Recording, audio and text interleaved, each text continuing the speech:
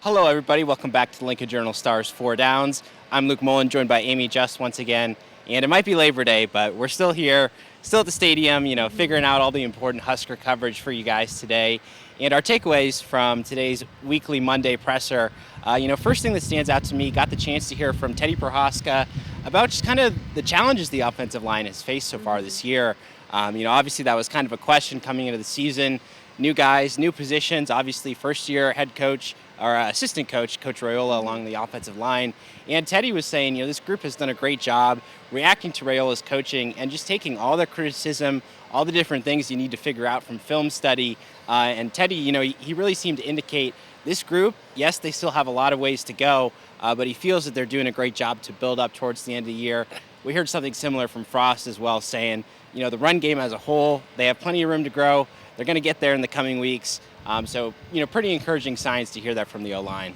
Yeah, and building off of that, as they move forward through practice, Frost said that there's going to be a lot more ones versus ones in practice, which can help them get used to more things that are closer to full speed like they'd see in a game. And just about everybody who was asked about that today is a big fan, both sides of the ball, saying that when it's good versus good, the good comes out. Iron sharpens iron, all the standard cliches that come with that. Yeah, and especially if you're looking at kind of the missed tackles, something that's been plaguing the team the last couple of weeks.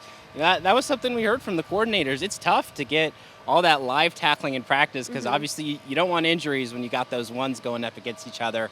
So that'll definitely be something that they have to manage, those 1v1 situations. Find a balance, so to speak. Yeah, absolutely.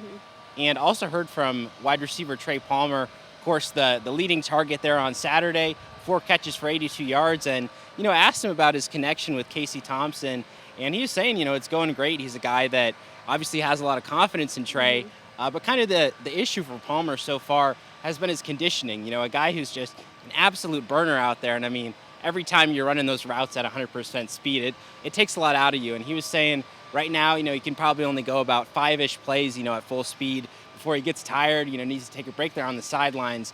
But the goal for Palmer, he's trying to get up to maybe, 10 plays in a row, have that conditioning where he can probably go the entire drive by the end of the year. But obviously, only in September, work in progress right now. But he's happy with that connection. Obviously, it's paid off so far.